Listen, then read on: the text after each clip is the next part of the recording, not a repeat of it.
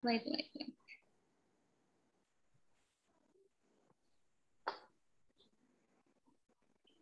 Oke. Baik. Saya awali dengan sebuah pantun dulu. Jalan-jalan keliling Indonesia, tidak lupa mampir ke Jogja. Salam hangat sahabat podcast setia, semangat tinggi tetap dijaga. Assalamualaikum, Om Swastiastu, Namo Buddhaya, salam kebajikan, salam sehat dan salam sejahtera untuk teman-teman sahabat podcast IKMP. Alhamdulillah hari ini kita masih diberikan kesempatan kesehatan oleh Allah Subhanahu wa taala sehingga masih diberikan waktu untuk belajar dan proses menjadi pribadi yang lebih baik lagi. Amin. Salawat serta salam semoga disampaikannya kepada baginda kita yang Nabi besar Muhammad sallallahu alaihi wasallam. Allahumma shalli ala sayyidina Muhammad wa ala ali Muhammad. Oke, baik. Dimanapun teman-teman dan kapanpun teman-teman mendengarkan podcast ini, harapan kami semoga selalu dalam keadaan sehat, bahagia, dan semangat selalu. Kita ketemu lagi dalam podcast IKMP, UIN Sunan Kalijaga, Yogyakarta. Sekarang udah series keempat, Alhamdulillah. Berawal dari seri 1 dan seiring waktu sekarang kita sudah sampai kepada series 4, podcast keempat IKMP UIN Suka. Nah, pada podcast kali ini, kita akan mengupas, teman-teman akan bahas terkait dengan ngobrol asik seputar dunia pendidikan. Pada podcast kali ini kita ditemani oleh narasumber yang insya Allah luar biasa. Luar biasa ilmunya dalam hal ini. Nah, jadi tidak rugi rasanya jika kita sharing sama narasumber kita nanti. Nah, jadi mungkin sedikit pengantar dari saya sebelum kita bertemu dengan narasumber, bahwasanya pendidikan mungkin sudah sangat biasa bagi kita dan kata-kata pendidikan juga sudah sangat akrab dengan telinga kita sebagai masyarakat Indonesia, terutama kita sekarang sebagai mahasiswa. Nah, mungkin saya coba beberapa hari yang lalu mencari informasi sedikit tentang pendidikan ini. Nah, jadi saya menemukan sebuah undang-undang, yaitu Undang-Undang Nomor 2 tahun 1995.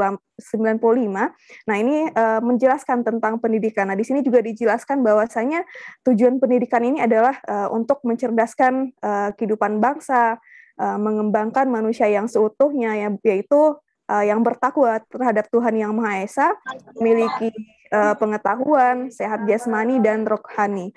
Selanjutnya juga memiliki budi pekerti luhur, mandiri, kepribadian yang mantap, dan bertanggung jawab terhadap bangsa.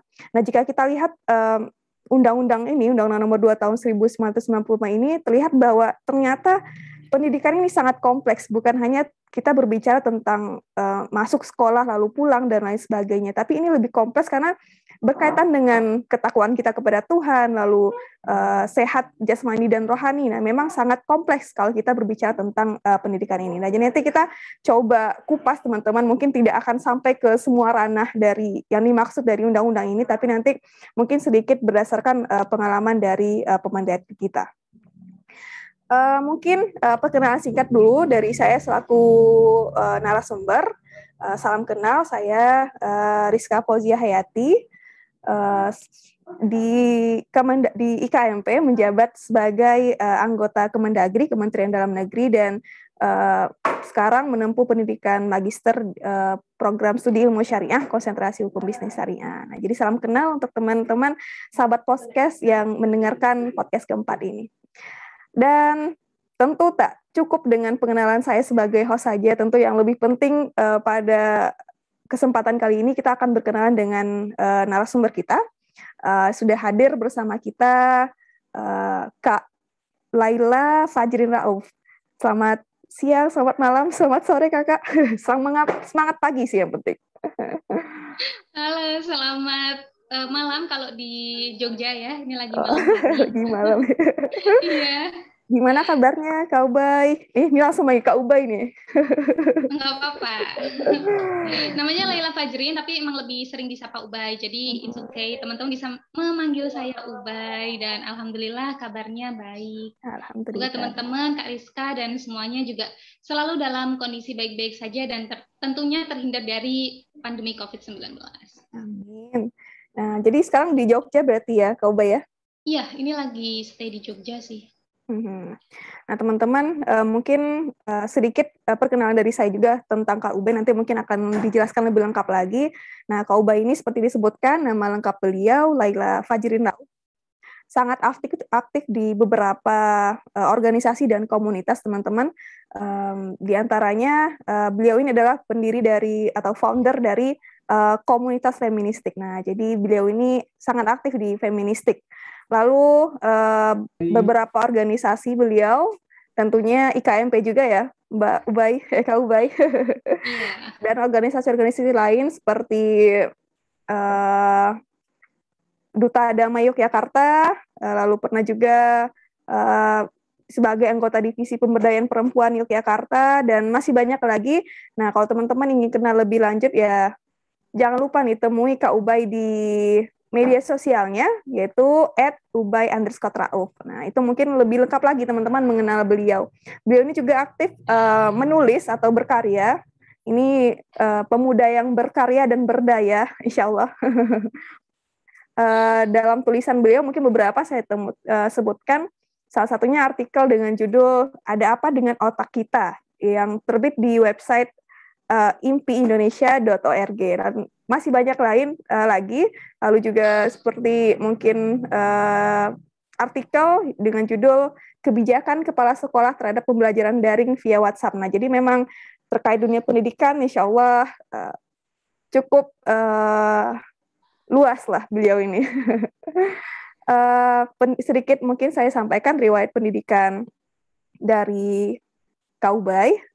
Beliau S1 itu di UIN Wali Songo Semarang dengan jurusan PGMI, lalu lanjut S2 di UIN Sunan Kalijaga Yogyakarta itu dari tahun 2019, dan sekarang masih di UIN Jogja, jadi masih mahasiswa UIN Jogja.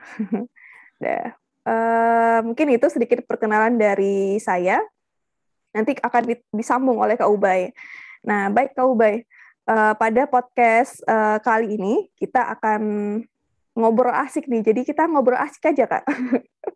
Ngobrol asik, ngobrol santai terkait dengan pendidikan. Nah, mungkin sebelum kita mengulik lebih dalam, nah alangkah lebih baiknya mungkin kita pahami dulu sebenarnya apa sih itu pendidikan. Nah, bagi Kak Ubay sendiri, bagaimana nih memaknai pendidikan? Arti pendidikan itu seperti apa? Oke, terima kasih Kak Rizka sudah dikenalkan. Aku buka lagi ya. Oke. Assalamualaikum warahmatullahi wabarakatuh. Salam sejahtera bagi kita semua.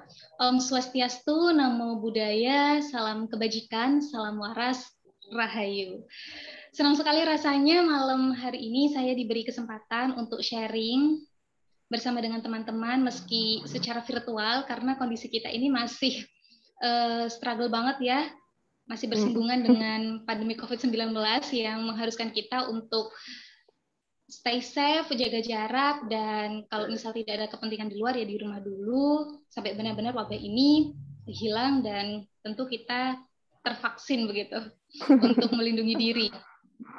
Nah, teman-teman, kalau tadi Kak Rizka bilang saya ini adalah sosok yang luar biasa, saya terima kasih sekali sudah dipuji. Tetapi sejatinya saya dan juga teman-teman ini adalah para manusia yang ada dalam proses bertumbuh bersama dan proses belajar bersama begitu ya. Kalau misal kita ini bicara tentang pendidikan nih, karena temanya kita ini kan ngobrol asyik tentang pendidikan gitu ya. Nah, pertanyaannya Kak Rizka tadi, bagaimana sih saya memaknai pendidikan gitu? Mungkin kalau secara undang-undang, tadi Kak Rizka sudah menjelaskan panjang lebar ya. Memang ketika kita berbicara tentang pendidikan, ini tidak akan ada habisnya. Karena pendidikan ini identik dengan kehidupan manusia dan permasalahannya. Selama masih ada kehidupan manusia, selama itu pula pendidikan akan tetap ada, dan karena perkembangan atau kemajuan, maka pendidikan yang baik akan mengikuti dan menjawab tantangan dari kemajuan tersebut. Nah, apabila kita tahu bahwa fitrah manusia ini adalah bahwa manusia terlahir dengan banyak potensi. Antara satu individu dengan lainnya ini berbeda. Tugas pendidikan mengantarkan manusia sesuai potensi dan fitrahnya tersebut. Karena setiap orang itu diciptakan oleh Tuhan Yang Maha Esa dalam bentuk limited edition, edisi terbatas. Tidak ada satupun manusia yang diciptakan sama persis. Nah, ini menunjukkan bahwa setiap orang pada dasarnya ini diciptakan merdeka. Setiap orang disebut merdeka sebab setiap individu itu mempunyai potensi unik dan istimewa yang harus dikembangkan. Nah, saya tidak akan memaknai pendidikan itu seperti undang-undang kita. Tapi saya ingin memaknai pendidikan itu lebih luas lagi. Bagaimana kita melihat pengertian pendidikan lewat fitrah kita sebagai manusia, bagaimana kita memaknai pendidikan yang terkait dengan hakikat kita sebagai manusia. Kalau ngomongin hakikat manusia, saya melihat hakikat manusia ini dalam 3 hal, bahwa kita sebagai manusia itu adalah makhluk biologis, di mana organ manusia lebih sempurna dibandingkan dengan makhluk yang lainnya, dan juga makhluk psikis yang memiliki potensi rohani seperti fitrah, kolbu, akal, atau bisa dibilang manusia diciptakan sebagai makhluk yang paling sempurna. Dan juga sebagai makhluk sosial yang memiliki tanggung jawab sosial terhadap alam semesta untuk mewujudkan kemakmuran. Nah, jika dikaitkan dengan pengertian pendidikan, saya lebih sepakat pengertian pendidikan yang tertuang di dalam buku Dewantara II, terbitan 1994, berjudul Menjadikan Manusia Dewasa. Di sana tertuang bahwa pendidikan adalah membudayakan budi manusia yang beradab dan buah perjuangan manusia terhadap 2 kekuatan yang mengelilingi hidup manusia, yaitu ada kodrat alam dan zaman atau masyarakat. Artinya apa? Bahwa pendidikan itu adalah memerdekakan, bebas dari hambatan, melepaskan dari penjajahan, atau sesuai dengan harapan yang diinginkan. Manusia, siapapun dia, itu berhak berpikir sesuai keinginannya. Nah, itu adalah makna pendidikan yang selama ini saya yakini seperti itu ya, terlepas dari bagaimana negara kita yang memang negara hukum ini mengatur pemaknaan dalam dunia pendidikan. Gitu sih Kak Rizka. Oke. Memang sangat luas berarti ya Kak Ubay ya.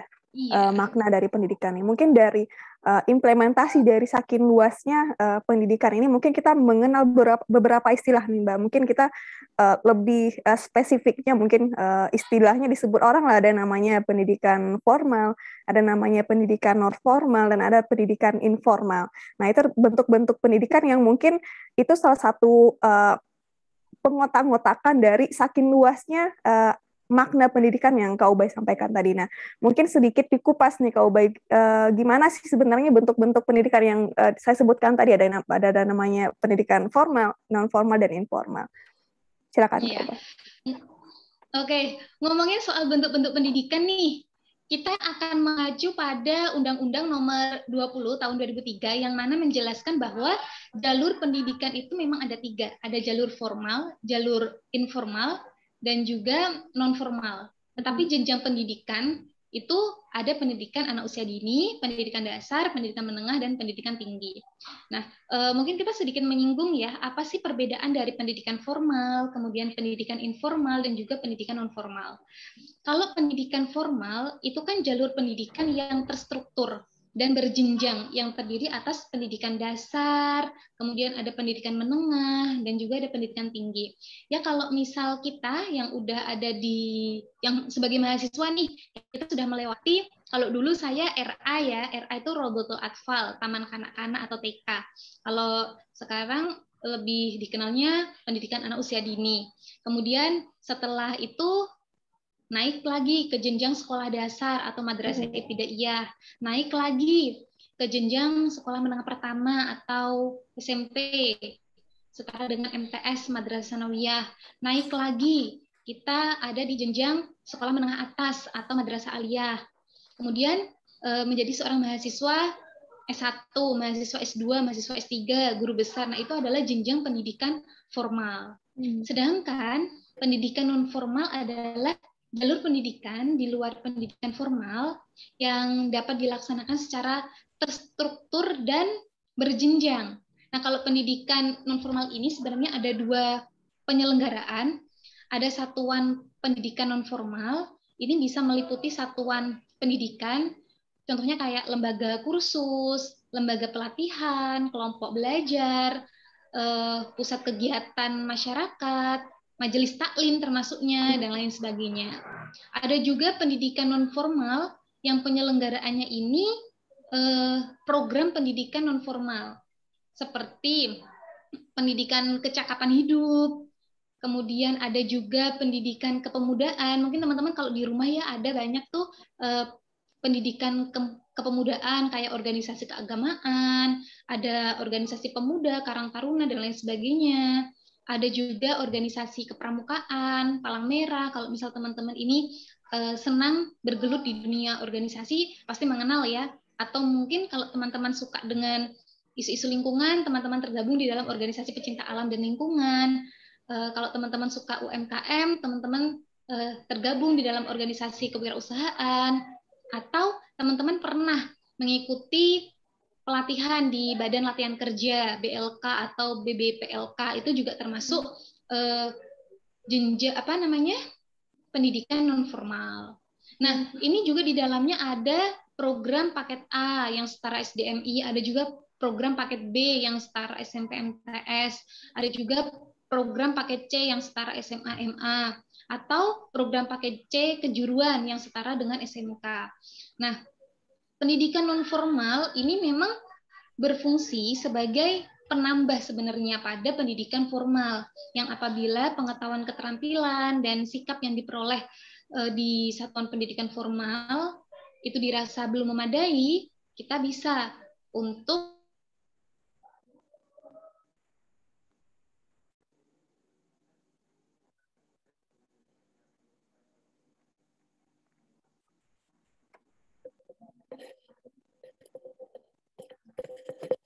Halo, tes Kak Ubay.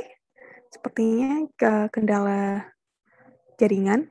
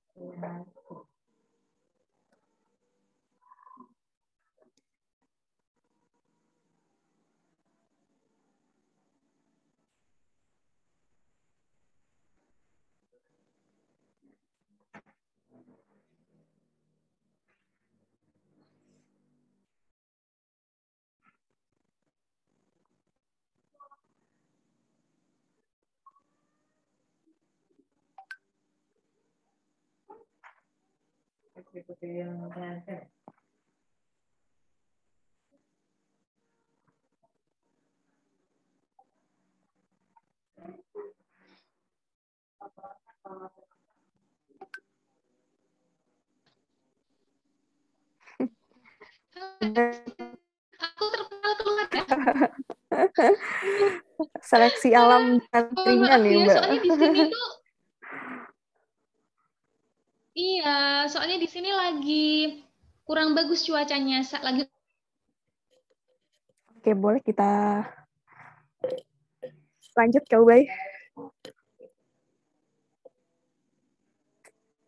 Apakah Kak Ubay bakalan terpental lagi nih?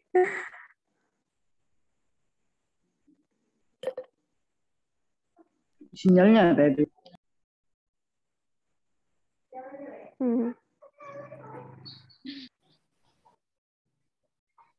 Oke, Kak Ubay, udah balik lagi.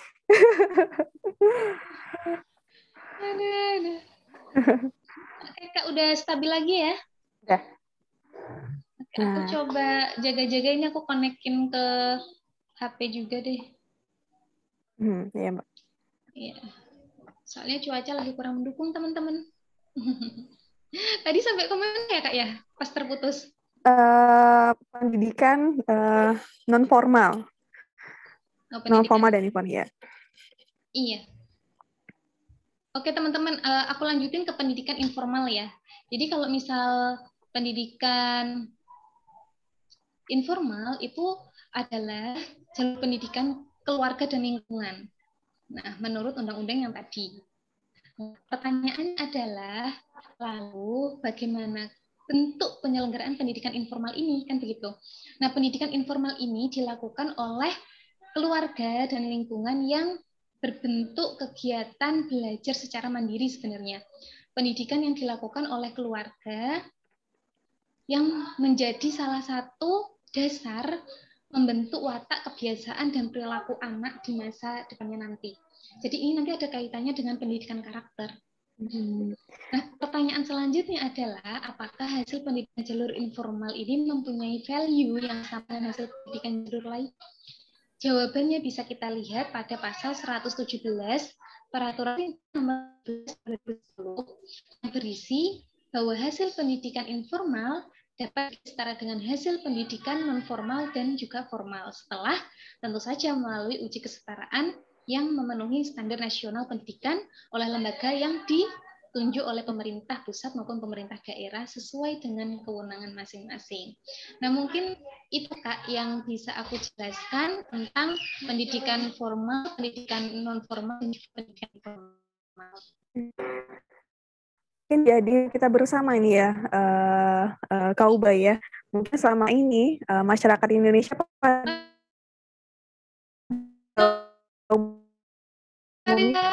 jelas, oke. Nah, mungkin selama ini Kak Ubay keluar lagi.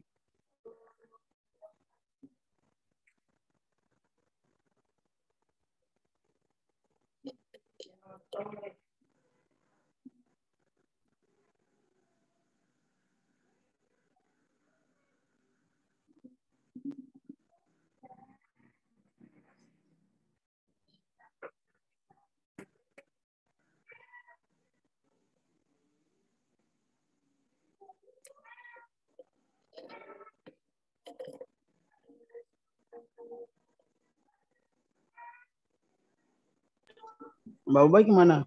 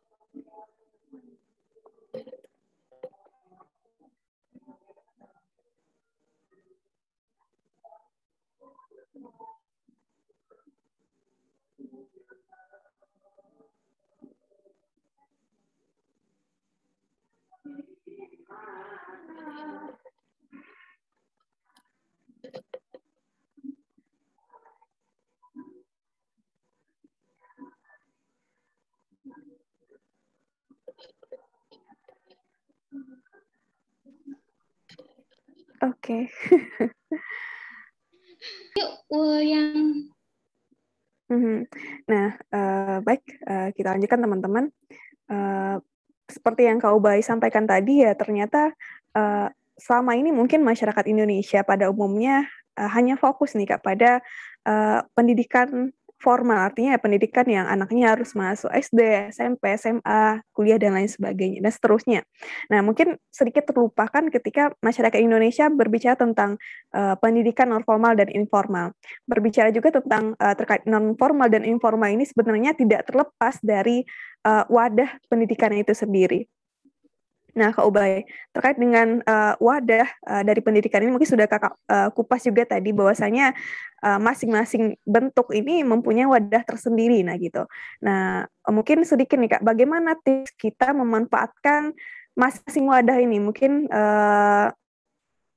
agar maksimal nih, mungkin jujur nih Kak, saya sendiri selama ini mungkin dari TK, SD, SMP itu ya hanya mengenal pendidikan formal saja, hanya masuk SD, masuk SMP, SMA. Nah, dan mungkin saya tidak sangat akrab ketika zamannya itu dengan pendidikan non formal dan informal ini. Nah, jadi mungkin bagaimana tipsnya nih Kak bagi agar kita bisa menyelaraskan ketiga bentuk pendidikan ini?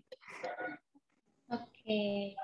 Jadi mungkin ini bisa juga menjadi pertanyaan hal apa saja yang dapat dijadikan wadah untuk belajar, begitu ya Kak Rizka?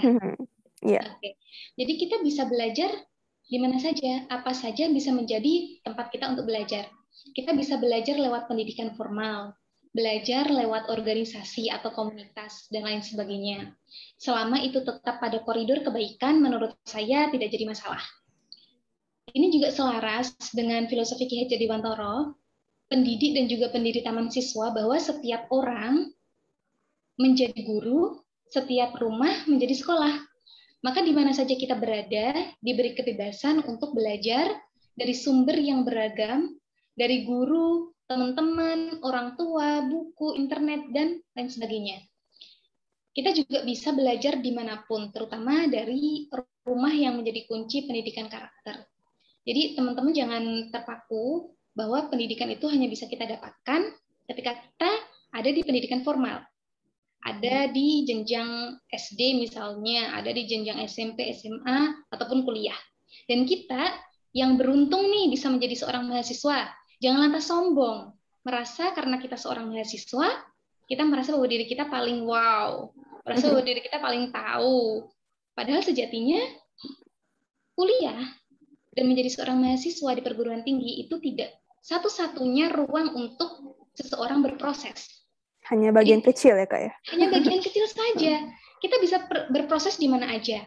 Misal banyak teman-teman yang mereka memutuskan untuk tidak lanjut ke jenjang perkuliahan, di jenjang pendidikan formal. Karena mereka ingin berproses pendidikan non-formal misalnya.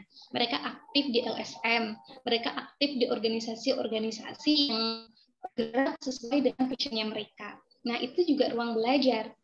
Nah, teman-teman bisa memilih ingin belajar di mana aja. Selama itu adalah untuk kebaikan, maka tidak ada salahnya. Kalau menurut saya sih seperti itu, Kak. Ya. Baik, sangat menarik. Nah, jadi saya lebih menarik lagi nih bertanya sama Kak Ubay terkait dengan apa yang sudah Kak sampaikan tadi. Nah, jadi kalau bagi Kak Ubay sebagai pribadi, ya sebagai pribadi Kak Ubay sendiri nih, seberapa penting pendidikan bagi Kak Ubay dalam kehidupan Kak Ubay? Seberapa penting pendidikan bagi saya? Ada skalanya mungkin. Mungkin ada skalanya, Kak. Kalau seberapa penting, penting banget.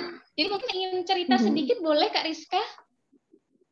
Sangat boleh. Oke. Kalau ditanya seberapa penting pendidikan bagi saya dan mungkin juga bagi teman-teman semua, ya itu penting banget gitu. Saya pernah menulis sebuah esai berjudul Belajar dari Sosok Lian Gogali, seorang aktivis perempuan dan perdamaian. Mungkin bagi sebagian orang, sosok Lian Gogali ini belum begitu dikenal ya. Padahal Lian Gogali ini adalah merupakan ibu tunggal yang sederhana dan dia ini memiliki keberanian di atas rata-rata. Dia tidak gentar menyuarakan dan memberi wadah bagi kaum perempuan yang tertindas oleh konstruksi masyarakat patriarki, di mana perempuan masih dipandang sebelah mata, suaranya tidak didengar karena dianggap tidak penting dan tidak memiliki pengaruh. Perempuan dipinggirkan oleh pandangan bahwa laki-laki adalah penentu segala kebijakan. Tetapi melalui Institut Mosin Tuwu, Lian Gogali mengumpulkan para perempuan, utamanya ibu-ibu dan remaja, untuk saling bertukar pikiran, mengembangkan keterampilan, menumbuhkan kreativitas, dan menangkal hal-hal negatif yang ada di Poso.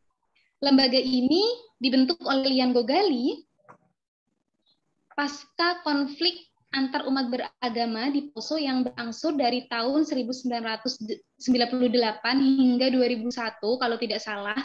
Kemudian Lian Gogali ingin membangkitkan para perempuan dan anak-anak untuk mendapatkan akses pendidikan. Karena apa? Karena dengan berpendidikan maka seseorang ini akan akan menjadi militan dan memiliki konsep untuk kehidupan di masa depan. Mungkin sekitar cerita ini sebuah curahan hati gitu ya. Tapi pada substansinya cerita saya sampaikan ini memiliki nilai betapa pentingnya pendidikan, bahwa pendidikan ini bisa membentuk pola pikir kita dan bisa membangun paradigma cara berpikir kita. Nah, bagi saya Lian Gogali dan Institut Mosin Tuwu ini layak dan berhak mendapatkan penghargaan karena perjuangannya nggak main-main. Lian Gogali ini adalah sosok perempuan yang siap pasang badan untuk melindungi hak-hak kemanusiaan, merawat perdamaian, dan juga membuka akses pendidikan untuk para perempuan dan juga para minoritas, serta hidupnya didedikasikan untuk kemaslahatan antar umat beragama. Nah, semoga benih-benih persaudaraan semakin tumbuh subur, tidak hanya di Poso, tetapi juga di seluruh penjuru Nusantara. Karena ini bukan hanya tugas Lian Gogali atau orang-orang tertentu saja. Ini adalah tugas kita bersama sebagai warga negara Indonesia. Bagaimana pendidikan ini bisa memberi ruang untuk menumbuhkan pola berpikir yang kritis dan juga mengarahkan kita menjadi pribadi yang memiliki karakter.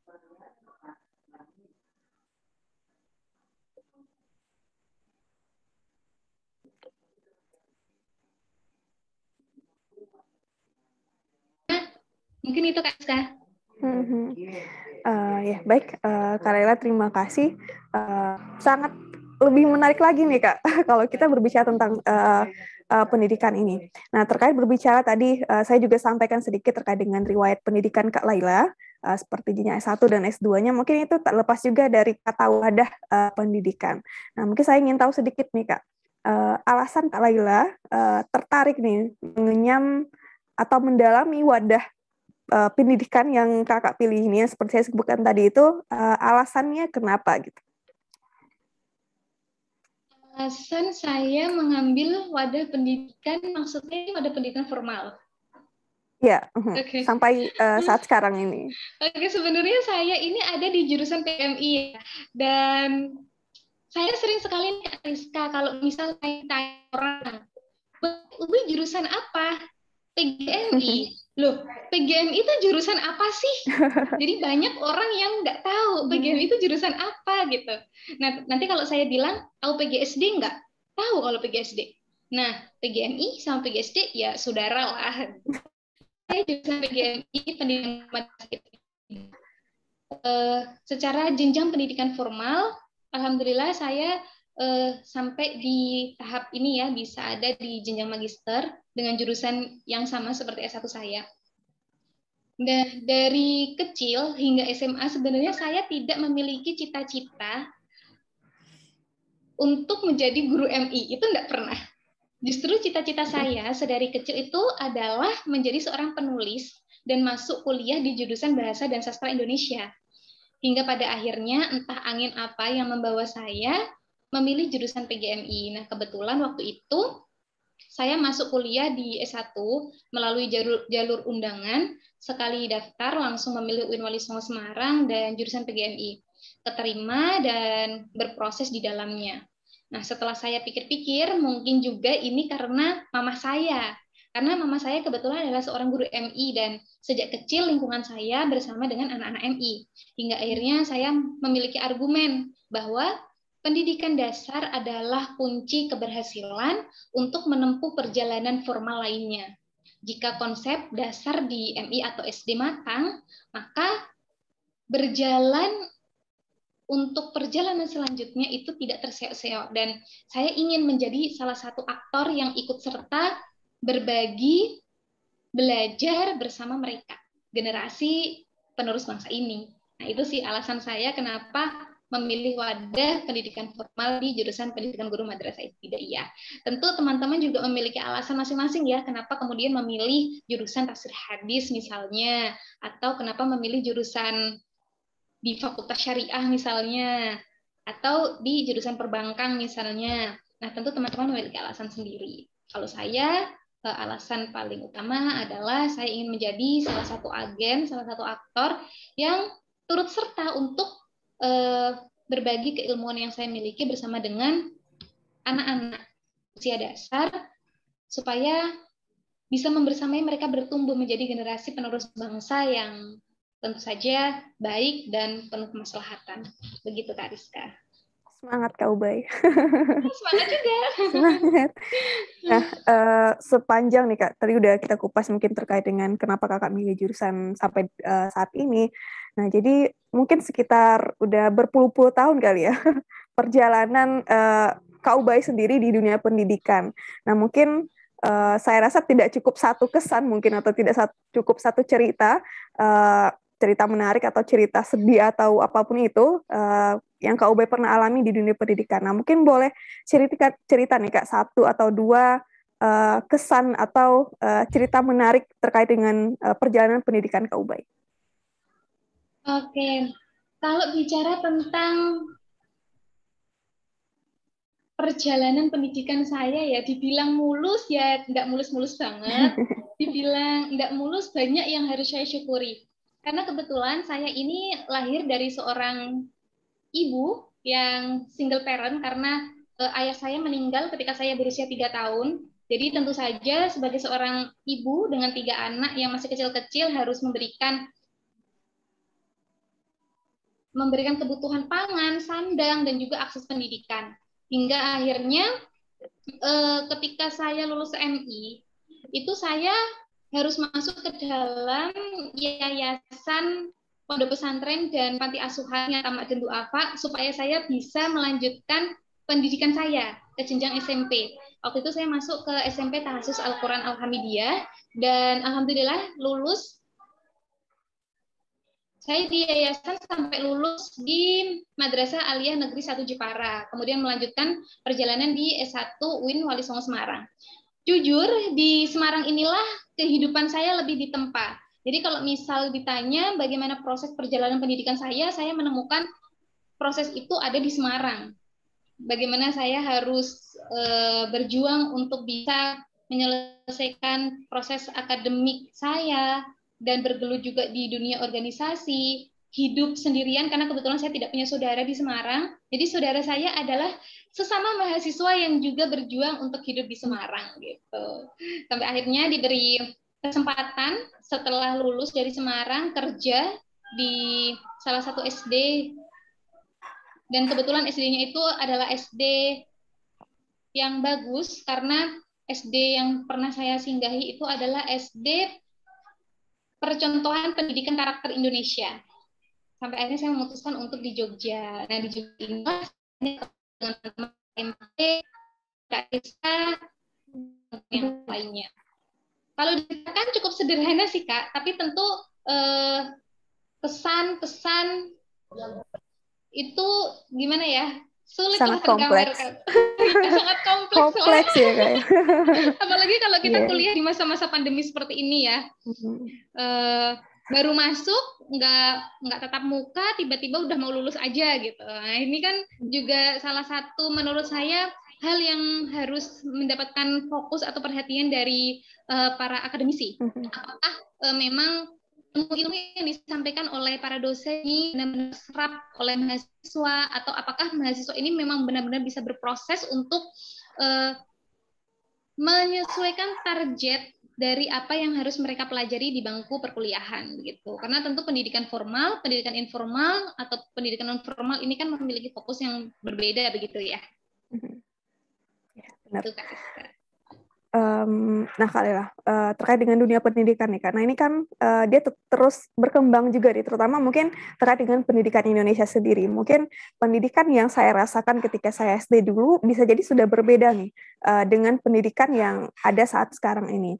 Nah, mungkin saya mau tanya nih pendapat Kak Laila terkait dengan bagaimana komentar Kakak terkait dengan dunia pendidikan sekarang. Nah, kalau boleh mungkin kita bandingkan, mungkin ini untuk jadi wadah perbaikan, baik itu untuk dari yang masa lalu atau masa sekarang, bagaimana mungkin komentar Kak Laila terkait dengan dunia pendidikan sekarang dan yang dulu Kak Laila rasakan. Silakan Kak Laila. Kalau dulu mungkin kita masih mengenal banyak hal yang sifatnya konvensional ya. Jadi pendidikan kita itu ya sifatnya bagaimana kita bertatap muka di kelas, kemudian kita lebih banyak menyerap materi itu dari apa yang dipaparkan oleh guru atau pendidik seperti itu ya. Nah kalau sekarang ini kan sudah sangat berbeda, apalagi kita memang hidup di era digitalisasi, di mana segala aspek yang kita butuhkan itu bisa sangat mudah untuk kita cari melalui Google ataupun platform lainnya. Nah, sayangnya di masa pandemi ini kalau boleh saya melihat, memang akses pendidikan ini menjadi lebih berwarna. Nah, saya beberapa kali menjadi tutor bagi para siswa yang mereka belajar daring. Mereka belajar daring itu tidak pernah bertatap muka dengan gurunya. Bahkan mereka tidak tahu nama gurunya. Jadi kalau misal ditanya, siapa gurunya? Yang dijawab adalah nama guru lesnya, bukan nama guru sekolahnya. Nah, ini kan jadi tanda tanya. Kok bisa? Bagaimana komunikasi yang kemudian dibentuk oleh peserta didik dengan guru gitu kan? Apakah hanya sekedar guru memberikan soal kepada siswa atau bagaimana gitu? Nah, mungkin ini memang kompleks sekali ya, karena pandemi ini kan mengubah pola pendidikan Indonesia yang tadinya siswa datang ke sekolah, bertemu dengan guru, melakukan interaksi sosial, mereka harus berdiam diri di rumah, mengerjakan soal, itu pun yang ngambil soal kadang orang tuanya atau dikirimkan lewat WA, mereka tidak tahu bagaimana lingkungan sekolah sesungguhnya, dan bisa jadi di rumah itu banyak anak-anak yang mereka tidak mendapatkan apa ya, kesempatan belajar sebenarnya. Jadi dalam tanda kutip ini pembelajaran formal ya.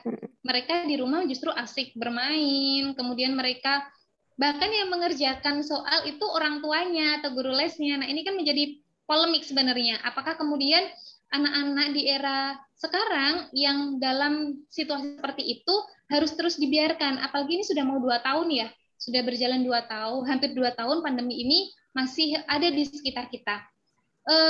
Kalau dulu mungkin anak-anak usia dasar, anak-anak SMP, SMA gitu, mereka kan masih ada interaksi dengan para guru.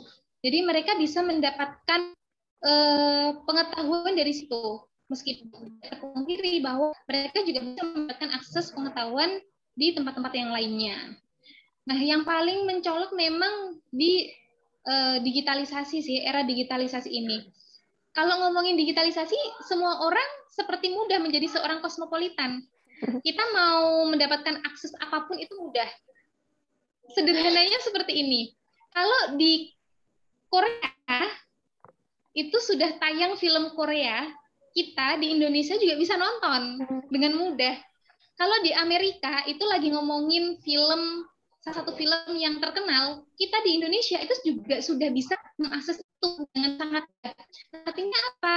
Artinya menjadi seorang kosmopolitan di era sekarang itu sangat mudah. Untuk memiliki brand saja itu juga tak terbatas gitu ya. Nah, ini menurut saya yang memang membedakan pendidikan di era dulu dan era sekarang sih. Nah, yang menjadi poin penting adalah bagaimana kita bisa membawa pola baru ini supaya para anak-anak, kemudian kita sebagai mahasiswa memiliki sikap yang bijak dan juga bajik dalam memanfaatkan era digitalisasi ini. Jangan sampai kemudian era digitalisasi ini mengarahkan kita kepada hal-hal yang sifatnya liberalistik ya. yang sifatnya liberal, sehingga kita melupakan kearifan lokal kita gitu. Pada prinsipnya tetap kalau saya menggaungkan itu having international knowledge and local wisdom. Jadi kita bisa untuk mengasah pengetahuan kita menjadi pengetahuan internasional. Kita belajar bahasa Inggris, belajar bahasa Mandarin, kita mengetahui pengetahuan secara luas, secara umum, tetapi kita tidak boleh melupakan kearifan lokal budaya Indonesia kita. Nah, mungkin itu yang harus menjadi titik poin dari pendidikan kita sekarang, karena semakin kita digerus oleh digitalisasi, semakin banyak kearifan lokal yang juga tergerus dari pendidikan kita. Itu, Kak. Pandanganku sih, kalau teman-teman punya perspektif yang lain, it's okay. Nanti kalau misal ini jadi di-upload di YouTube, teman-teman bisa menuangkan perspektifnya teman-teman di kolom komentar YouTube gitu ya. Iya, benar Kak Bah. Nah, memang saya pun tidak pungkiri memang bahwasanya pendidikan sekarang itu tantangannya sangat besar ya Kak Bah. Nah, mungkin seperti yang Kak Bah sampaikan tadi, seperti misalnya era digitalisasi dan apa tuh tadi misalnya model pendidikan di era pandemik ini memang tantangannya sangat besar. Nah, mungkin kita hubungkan nih Kak dengan kita berbicara tentang bentuk pendidikan non formal dan informal, mungkin ini sangat akan membantu ketika kita memanfaatkan pendidikan ini. Mungkin seperti kalau Bay sampaikan solusinya, misalnya kita belajar local wisdom dan lain sebagainya, itu salah satu wadahnya ya di pendidikan non formal dan informal. Nah, selanjutnya Kak Ubay, berbicara tentang pendidikan, saya rasa setiap orang itu punya inspirasinya nih Kak, punya kira-kira siapa nih di mata seorang Kak Ubay yang jadi inspirasi di dunia pendidikan ini? Oke. Sosok yang menginspirasi saya di dunia pendidikan, mungkin yang pertama ibu saya, mama saya, karena kebetulan beliau adalah seorang guru. Jadi dari kecil hingga dewasa ini, saya melihat bagaimana beliau memang memperjuangkan nasib murid-muridnya. Bahkan saya pernah bertanya seperti ini. Mungkin ini agak mainstream ya pertanyaan saya, yang dulu masih kecil, pernah bertanya seperti ini ke ibu saya. Mah, kok mama nggak nikah lagi sih? Nah, itu pertanyaan anak kecil pada masa itu ya. Mah, kok mama nggak nikah lagi sih? Gitu. Jawaban mama saya ini cukup mencengangkan bagi saya, karena beliau menjawab seperti ini. Hidup mama sudah mama dedikasikan untuk dua hal. Yang pertama untuk anak-anaknya mama, yang kedua untuk murid-muridnya mama. Dan memang itu terbukti. Beliau dalam keterbatasannya tetap mendukung proses bertumbuh anak-anaknya di dunia pendidikan.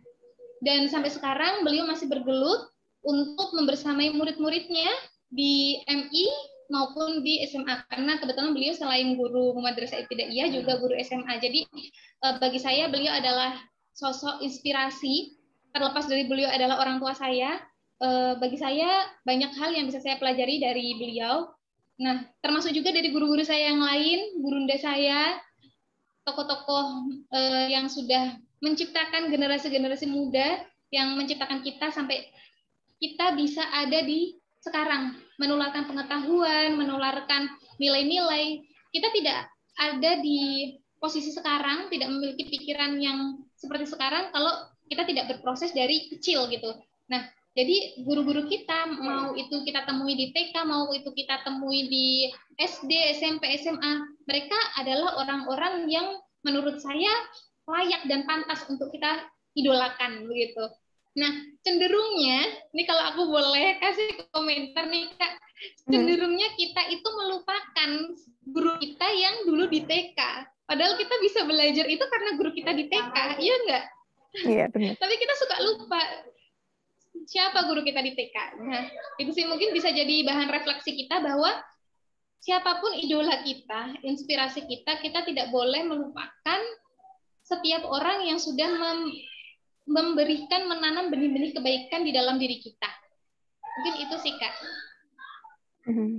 Nah, mungkin menyambung pertanyaan tadi Kak Ubana. Jadi, ketika kita punya sosok mungkin inspirasi dari dunia pendidikan, mungkin kita melihat ada hal-hal yang sangat bisa kita contoh nih dari tokoh yang kita inspirasikan tersebut. Nah, jadi menurut Kak Ubay ini, hal apa sebenarnya yang harus dipunya oleh seorang pendidik, dan juga mungkin di sisi lain kita juga harus melihat hal apa juga yang harus dipunya oleh seorang yang sedang belajar gitu, Kak. Silakan Kak Ubay. Okay. Kalau menurut saya, karena kita ini kan hidup di era digitalisasi ya, jadi Mungkin langsung saya rangkum saja. Ada karakteristik yang memang harus kita asah di era sekarang, entah itu era 4.0 atau era apa namanya.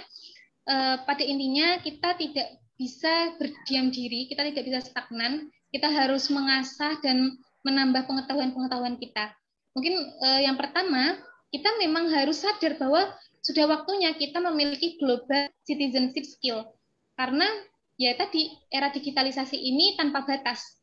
Dan skill kita harus terus kita asah, sehingga kita harus mencoba untuk bagaimana bisa memiliki inovasi, memiliki keterampilan yang kreatif, kemudian kita juga harus memiliki teknologi skill, dan juga interpersonal skill. Ini menurut saya penting sekali untuk dimiliki oleh pendidik dan juga pembelajar begitu ya, bahwa keterampilan-keterampilan inilah yang kita butuhkan di era 4.0 ini gitu.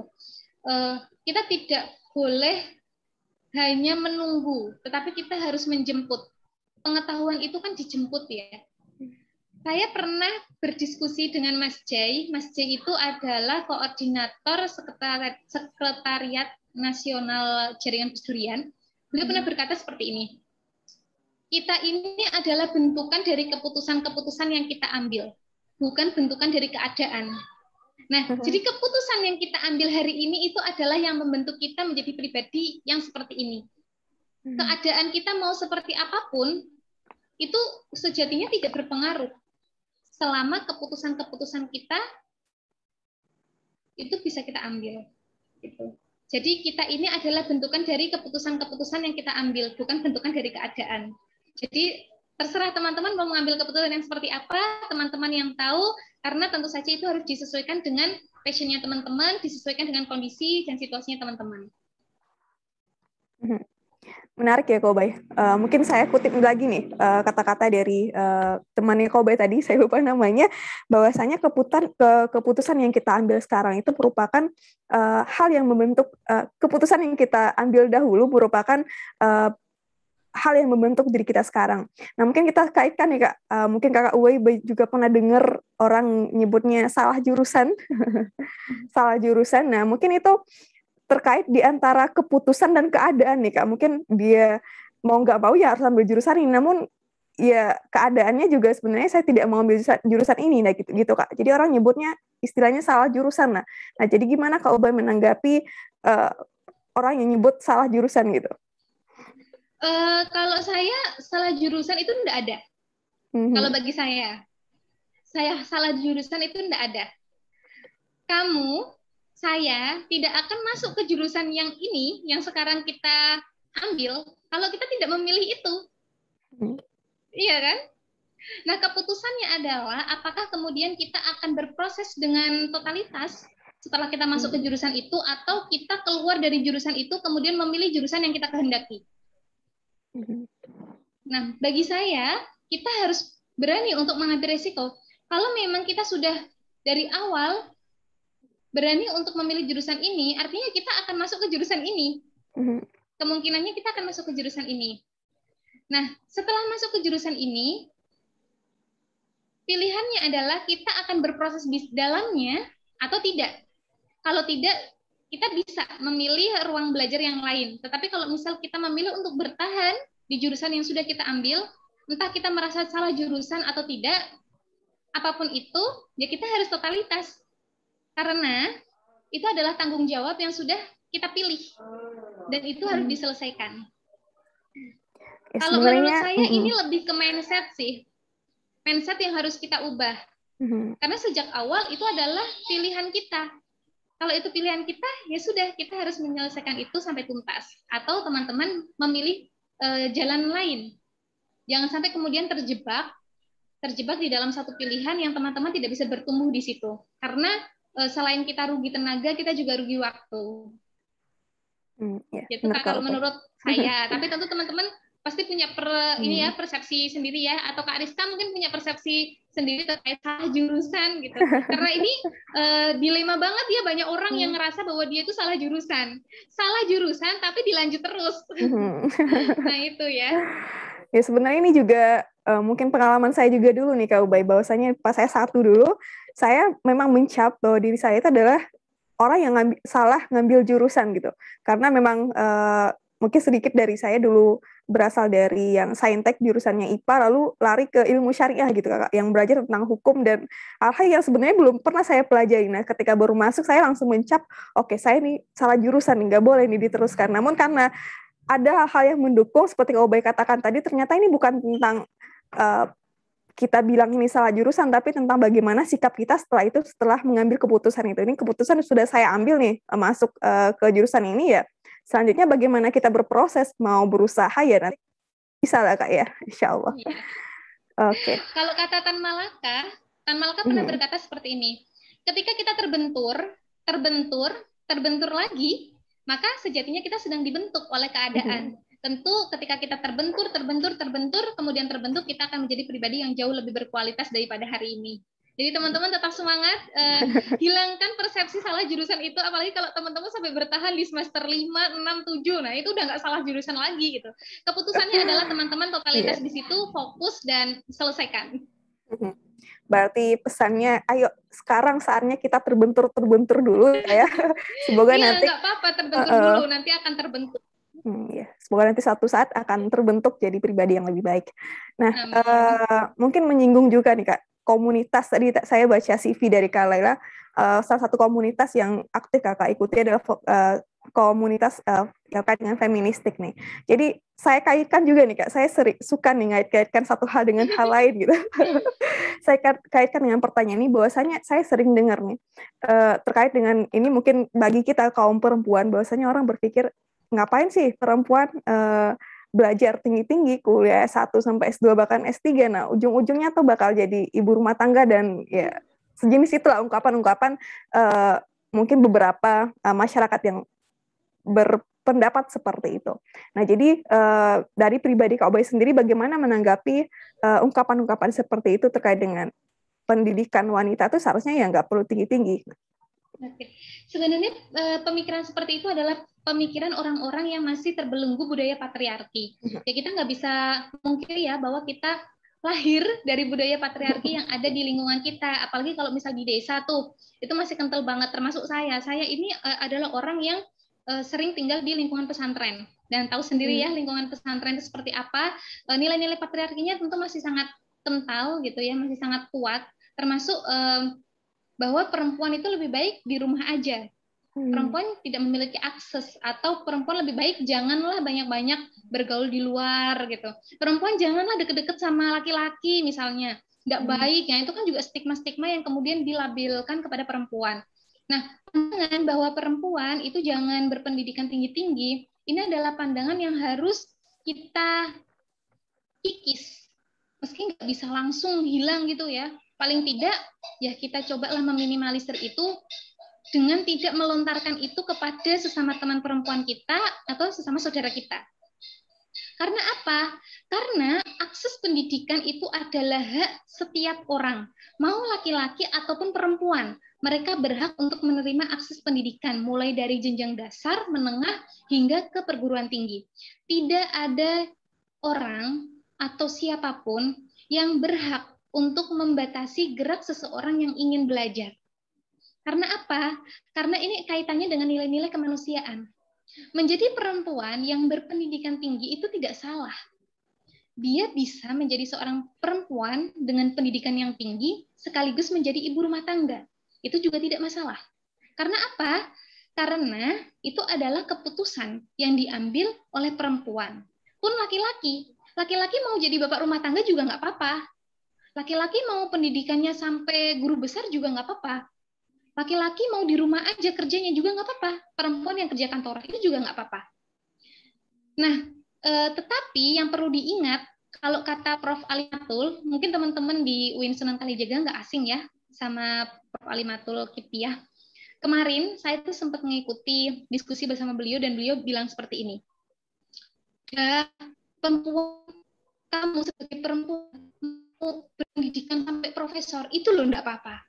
Yang penting jangan keblinger. Nah, kata Bu Alimah gitu. Jangan denger, keblinger. Maksudnya apa? Ya kalau misal kita itu memiliki jenjang pendidikan yang tinggi, kita jangan sombong. Karena menganggap bahwa diri kita memiliki pendidikan yang tinggi, kemudian kita merasa bahwa diri kita ini seseorang yang harus diagungkan misalnya, seseorang yang memiliki kekuatan untuk menindas orang lain, atau misal ketika kita menjadi pasangan suami istri begitu ya, sudah memiliki pasangan berumah tangga, karena pendidikan kita lebih tinggi daripada suami kita, kemudian kita menindas suami kita. Nah ini yang nggak boleh, kata Prof. Alimatul seperti itu. Kita berhak mendapatkan akses pendidikan sampai ke setinggi apapun, ke tingkat profesor pun tidak masalah. Asal jangan lupa bahwa kita ini manusia. Selama kita masih manusia, dan selama kita masih bersinggungan dengan manusia, baik laki-laki atau perempuan, dalam kondisi apapun, kita tidak berhak untuk menjatuhkan mereka, kita tidak berhak untuk menindas mereka. Karena tugas kita sebagai sesama manusia adalah memanusiakan manusia itu sendiri. Gitu teman-teman.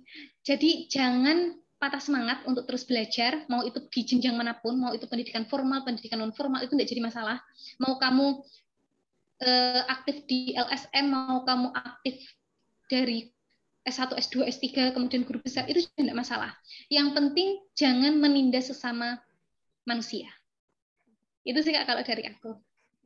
Ya, terima kasih Kak Ubay. Nah, berarti memang pendidikan ini sebenarnya tidak meniadakan hal lain ya Kak. Mau nanti kita jadi ibu rumah tangga itu tidak akan meniadakan peran kita sebagai itu. Nah, sebenarnya ini juga sangat subjektif, artinya ya tergantung bagaimana orangnya nanti menyikapi hal tersebut. Nah, selanjutnya kalau berbicara terkait dengan pendidikan karakter, karena seperti yang diungkapkan Kak tadi kan pendidikan itu tak hanya sempit perihal pendidikan formal yang seperti kita sebutkan bicarakan sebelum ini. Nah, berbicara terkait dengan pendidikan karakter dan lebih dominan ya, dan pada umumnya orang akan mengarah kepada pendidikan di keluarga gitu Kak. Dan ini juga berkaitan dengan mungkin kenapa perempuan harus sekolah lebih baik, belajar lebih baik, ilmu lebih banyak, kan ya nanti ujung-ujungnya madrasah itu berada ya di keluarga, dan kita mungkin akan nanti bagian dari keluarga berperan sebagai ibu, atau mungkin nanti teman-teman yang laki-laki akan berperan sebagai ayah. Nah itu akan jadi madrasah di keluarganya. Nah itu berkaitan dengan pendidikan karakter. Nah jadi pertanyaannya ini untuk Kak Ubay. Bagaimana pendapat Kak Ubay terkait dengan pendidikan karakter? Apakah memang keluarga ini jadi hal yang sangat signifikan dalam pendidikan karakter, atau ada hal-hal lain yang bisa dijadikan wadah untuk kita belajar terkait dengan pendidikan karakter ini? Oke Kak Rizka. Nah sebelum bicara pendidikan karakter, saya ingin mengatakan bahwa setiap orang itu hebat dan juara di bidangnya masing-masing. Proses pendidikan itu seharusnya memberikan ruang dan kesempatan sebanyak-banyaknya kepada setiap peserta didik atau setiap orang untuk menjadi dirinya sendiri. Karena proses pendidikan memfasilitasi setiap orang melakukan proses transformasi personal dan juga sosialnya. Nah, inilah kaitannya dengan pendidikan karakter tadi. Kalau misal kita ngomongin soal pendidikan karakter, ini kan tidak akan terlepas ya dari 5 nilai utama yang merupakan aktualisasi dari Pancasila, 3 pilar gerakan nasional, revolusi mental, kemudian nilai-nilai kearifan lokal, dan juga tantangan masa depan. Nah, di pendidikan karakter itu kan kita mengenal nilai utama ya, 5 nilai utama itu ada religiusitas, integritas, nasionalisme, gotong royong, dan kemandirian. Nilai-nilai ini tidak bisa terlepas juga dari bagaimana penumbuhan nilai-nilai utama karakter.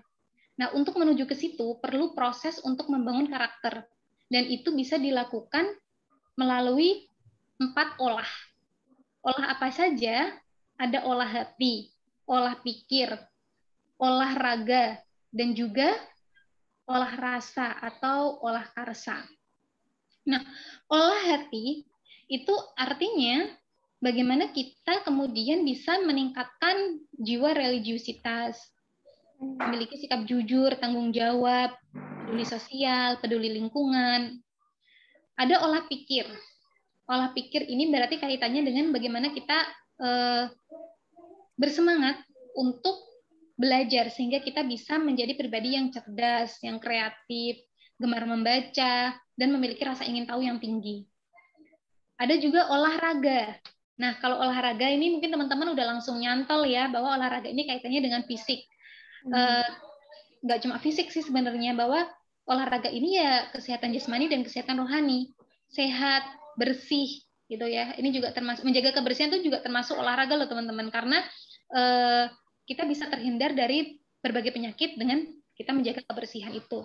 Dan ada juga olah rasa dan olah karsa. Ini kita memiliki sikap peduli, memiliki sikap kerjasama, dan juga gotong royong.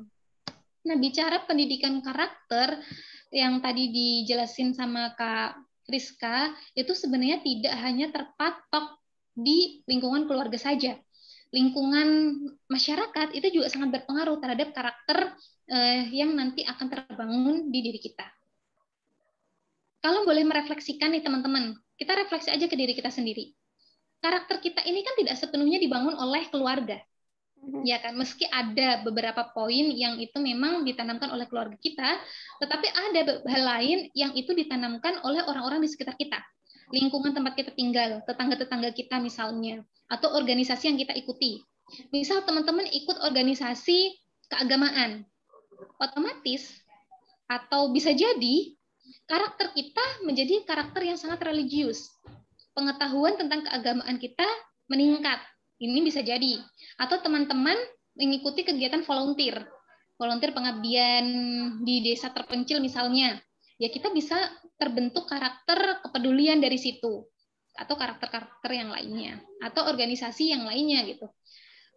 Lingkungan ini memang sangat berpengaruh terhadap pola pikir kita dan juga pola gerak kita.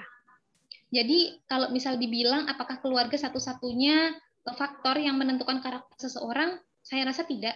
Masih ada banyak sekali faktor yang menentukan terbentuknya karakter seseorang. Gitu Kak Rizka. Ya berarti seperti ungkapan juga ya Kak, bahwasanya dimanapun dan kapanpun itu adalah tempat kita belajar, dimanapun dan siapapun itu adalah guru bagi kita. Tidak hanya berbicara terkait dengan misalnya orang yang bergelar sarjana dan lain sebagainya, tapi hal-hal kecil pun sebenarnya adalah guru bagi kita yang ingin mempelajarinya. Seperti itu. Kembali lagi bahwa itu adalah kembali ke diri personnya. Nah, mungkin sedikit lagi nih Kak Ubay. Terkait dengan dunia pendidikan di Indonesia saat sekarang ini, apa nih yang menurut Kak Ubay agar kita lebih baik lagi, apa hal-hal yang kira mungkin perlu diubah atau diperbaiki, atau jadi refleksi bagi kita semua, bagi yang nonton podcast ini nanti, Kak. Ya, silakan Kak Ubay. Apa yang perlu diubah menurut saya dari sistem pendidikan Indonesia sekarang? Setiap persoalan yang muncul itu kan memang harus dilihat dari banyak perspektif ya, sebab antara satu aspek kehidupan dengan yang lainnya itu kan saling berkelindan, saling berhubungan gitu, dan perubahan itu adalah sebuah keniscayaan. Adanya kita sekarang dan besok itu pasti berbeda. Kita bulan lalu dengan 1 bulan yang akan datang itu juga berbeda. Kalau berbicara tentang sistem pendidikan di Indonesia yang perlu dirubah, jujur ini sangat kompleks sekali. Karena apa? Saya bergelut di dunia pendidikan sebagai seorang mahasiswa atau sebagai seorang siswa gitu ya, dan beberapa kali saya melakukan survei di sekolah-sekolah. Kalau misal kita lihat secara umum, kita meraba secara umum, pendidikan itu seolah-olah sudah merata, seolah-olah. Apalagi di Jogja, kita ngelihat di Jogja nih secara umum, wah Jogja kota istimewa, kota pelajar, akses pendidikannya gampang nih. Tapi ternyata ada banyak sekolah-sekolah di Jogja, di desa-desa terpencil, yang mereka belum memiliki fasilitas dan juga tidak mendapatkan haknya sebagai seorang siswa. Saya di kelas Inspirasi Yogyakarta itu pernah melakukan survei, dan itu di Yogyakarta. Saya menemukan beberapa sekolah yang muridnya itu hanya 6, 5, itu di Jogja. Tidak memiliki fasilitas yang memadai untuk kegiatan belajar mengajarnya. Gitu. Apalagi di pedalaman sana. Apalagi di era COVID-19 ini. Bagaimana kemudian mereka harus menghadapi situasi semacam ini, tatap muka tidak boleh, harus daring, sedangkan fasilitas daring itu membutuhkan handphone, membutuhkan kuota, membutuhkan pulsa, kan seperti itu. Nah, mungkin kalau boleh berpendapat ada pola pendidikan yang harus dirubah. Salah satunya adalah kebijakan terkait program pelaksanaan pembelajaran daring ini. Dan harapannya memang pembelajaran daring ini tidak hanya dipukul rata pada kalangan-kalangan yang mereka sudah memiliki privilege lebih. Mereka memiliki akses fasilitas yang mudah, mereka memiliki akses mencari informasi dengan mudah gitu. Sedangkan mengabaikan mereka yang secara fasilitas ekonomi itu sangat jauh dibanding mereka yang mendapatkan fasilitas yang lebih gitu. Dan kalau boleh saya mengkritik, sistem pendidikan kita ini masih banyak sekali pendikotomian dan juga diskriminasi. Ya, masih banyak sekali diskriminasi. Saya rasa masih relate kalau misal kita ngomongin teori-teori pendidikan, apalagi dari tokoh-tokoh barat seperti Paulo Freire dan juga sejenisnya yang mengatakan bahwa pola pendidikan kita adalah pola pendidikan yang masih mendiskriminasi mereka yang tidak memiliki akses ekonomi. Misalnya, untuk orang-orang yang memiliki ekonomi menengah ke atas, tentu mereka mendapatkan akses pendidikan yang jauh lebih baik dibanding mereka yang ekonominya menengah ke bawah. Padahal pendidikan yang baik adalah hak setiap warga negara Indonesia. Jadi harapannya ya suatu saat, entah kapan, ada kebijakan yang memang bisa memberikan akses pendidikan yang bagi siapapun yang ingin belajar. Tidak hanya bagi mereka yang berduit, tetapi juga bagi mereka yang tidak memiliki duit. Karena di desa-desa sana banyak yang masih membutuhkan pertolongan kita untuk memberantas buta huruf. Banyak anak-anak yang mereka itu belum bisa membaca. Ya karena akses yang mereka peroleh tidak ada gitu. Nah, jadi tentu saja kita tidak bisa berpangku tangan, tidak bisa membiarkan hanya pemerintah yang bekerja. Sudah saatnya kita juga ikut bergerak gitu. Artinya apa? Bahwa kita sebagai agent of change katanya ya, and social control, harus memiliki inisiatif. Gerakan apa yang bisa kita sumbangkan? Kalau kata kiai saya, Bapak Fadlullah Musyafa LCMA, beliau pernah berkata seperti ini. Sebagai warga negara, jangan hanya numpang tidur saja, tapi ikutlah bergerak. Gitu. Nah, gerakan apa? Sekecil apapun gerakan yang kita lakukan, itu pasti akan membawa perubahan. Minimal untuk diri kita sendiri, syukur-syukur untuk orang di sekitar kita, syukur-syukur orang di sekitar kita ini bisa menularkannya kepada orang yang ada di sekeliling mereka. Jangan pernah malu untuk melakukan gerakan-gerakan yang kecil, karena sejatinya gerakan besar, perubahan besar, itu lahir dari segala sesuatu yang dimulai dari hal-hal yang kecil. Gitu. Jadi pendidikan kita baik atau buruknya itu tergantung dari bagaimana para penerusnya ini bisa melanjutkan perjuangan para tokoh-tokoh terdahulu. Nah, kita punya privilege, kita punya kesempatan yang lebih nih untuk mengakses pendidikan, maka kita jangan pelit untuk menularkan apa yang kita miliki, pengetahuan apa yang kita miliki kepada mereka yang memang memiliki semangat untuk sama-sama belajar. Gitu teman-teman. Luar biasa, berarti memang sudah saatnya aku, kamu, dan mereka ya kita harus bergerak, apalagi bagi mahasiswa yang memanfaatkan tugasnya sebagai agent of change tadi ya, Kak Ubay ya. Saya sangat sepakat dengan kutipan yang Kak Ubay sebutkan tadi bahwasanya sekecil apapun itu kita harus bergerak. Ya, sangat sepakat bahwasanya pergerakan kecil saja itu akan berefek besar jika itu dilakukan bisa jadi kontinu atau mungkin berawal dari hal kecil akan jadi hal besar gitu. Bahkan mungkin contoh kecilnya ketika kita membaca buku, ya paling tidak itu akan menambah wawasan kita. Nah, dampak dari menambah wawasan itu ya kita akan mungkin bisa jadi mengeluarkan hal-hal baru atau punya ide-ide baru dan lain sebagainya. Jadi bagi teman-teman ya seperti yang diungkapkan Kak Ubay, jangan berhenti bergerak, kita harus terus bergerak. Nah terakhir nih Kak Ubay, semoga ini apa yang terakhir ya. Pesan mungkin, karena kita sudah tadi ngulik-ngulik lebih dalam, baik itu kritik ataupun pendapat dari Kak Ubay. Nah terakhir ini mungkin saya ingin minta nih saran atau pesan, nah mungkin lebih enak disebut pesan, pesan Kak Ubay, baik itu mungkin sudah pernah jadi tenaga pendidik dan juga sekarang masih sebagai pembelajar. Nah, apa nih kira-kira pesan Kak Ubay untuk teman-teman yang sedang berproses di dunia pendidikan saat ini? Harapan saya pribadi Kak sebagai seorang pendidik sekaligus pembelajar ialah agar setiap warga negara Indonesia dimanapun berada dapat merasakan, mengenyam, dan memperoleh pendidikan yang layak, sama rata, dan tanpa diskriminasi. Walaupun ditempuh melalui jalur, jenjang, dan jenis pendidikan yang berbeda-beda, itu tidak masalah.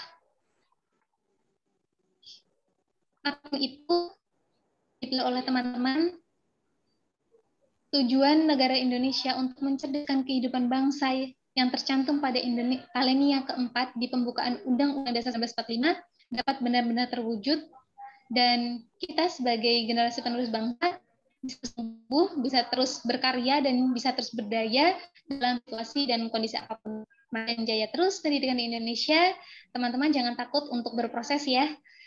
Seperti yang tadi saya katakan, ketika kita terbentur lagi, maka kita akan terbentuk menjadi pribadi yang jauh lebih berkualitas. Jadi jangan takut dengan konsekuensi apapun. Teman-teman tidak sendiri, kita bisa bergerak bersama-sama, dan semangat untuk teman-teman dimanapun teman-teman berada. Terima kasih. Oke, baik, Kak Ubay, terima kasih banyak. Penutupnya sangat syarat akan makna, sangat mendalam, dan semoga ini jadi untuk kita merefleksikan dan mengkontemplasikannya ke dalam diri kita, dan semoga ini jadi awal untuk melahirkan hal-hal baru, tidak hanya direfleksikan dan dikontemplasikan, tapi menjadi wujud atau ada daya yang keluar nanti dari hasil refleksi dan kontemplasi kita. Nah, mungkin sudah cukup panjang nih Kak Ubay podcast kita pada kali ini, udah yang keempat. Saya sebagai host mungkin ngucapin terima kasih banyak sama Kak Ubay udah membuka, insya Allah, membuka cakrawala kita semua, terutama saya sendiri nih, teman diskusinya Kak Ubay pada podcast kali ini. Saya sangat terima kasih, dan semoga nanti apa yang kita kupas dalam podcast ini bisa melahirkan hal yang lebih besar dari ini. Artinya ya, saya berharap memang podcast ini sebagai wadah kita untuk belajar di dunia pendidikan, berproses di dunia pendidikan, dan semoga ini jadi hal kecil nanti yang melahirkan hal-hal besar bagi teman-teman yang mungkin nanti akan dengar podcast ini. Nah, mungkin terakhir Kak Ubay, silakan mungkin closing statement atau kata-kata mutiaranya mungkin, ucapan terima kasih atau penutup. Oke, terima kasih Kak Rizka dan juga teman-teman di IKMP UIN Sunan Kalijaga Yogyakarta yang sudah memberikan ruang untuk sharing bareng gitu. Sejatinya saya di sini bukan lebih baik daripada teman-teman, karena sejatinya kita masih dalam proses untuk mencari dan juga terus bertumbuh, berkembang, dan juga berdaya begitu ya teman-teman ya. Pokoknya dimanapun teman-teman berada, doa terbaik selalu teriring bagi teman-teman. Jangan lelah untuk menabur benih-benih kebaikan, karena kebaikan dari teman-teman inilah yang nanti akan menumbuhkan benih kebaikan baru yang lainnya. Dari saya, mohon maaf apabila ada kesalahan. Semoga di lain kesempatan kita bisa berjumpa kembali. Tetap jaga kesehatan, tetap patuhi protokol kesehatan juga. Dan see you next time, teman-teman. See you Kak Ubay. Semoga harapan saya nih, semoga nanti bisa ketemu langsung sama Kak Ubay ya. Amin, amin ya Rabbal Karena Alamin ya. seperti yang diungkapkan Kak Ubay tadi juga, saya belum pernah nih ke Jogja selaku mahasiswa Jogja, belum pernah menginjaki tanah Jogja. Nah gitu Kak. Ya teman-teman, saya selaku host pada podcast kali ini juga mengucapkan terima kasih dan mohon maaf mungkin ada hal-hal yang tidak terletak pada tempatnya. Sekali lagi kami sampaikan bahwasanya ini hanya berbagi perspektif, terutama antara saya dan Kak Ubay, dan saya yakin teman-teman punya perspektif yang mungkin tidak kalah hebat dari apa yang sudah kita kupas pada podcast kali ini.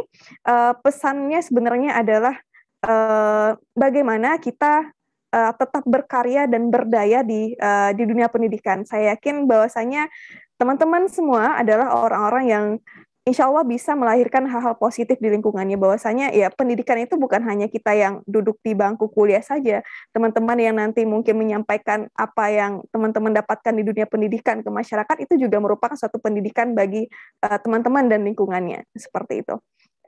Oke, sampai ketemu lagi. Saya akhiri dengan Assalamualaikum warahmatullahi wabarakatuh. Dadah Kak Ubay. Dadah, tetap jaga kesehatan ya. Ya, Kakak siap. Oke.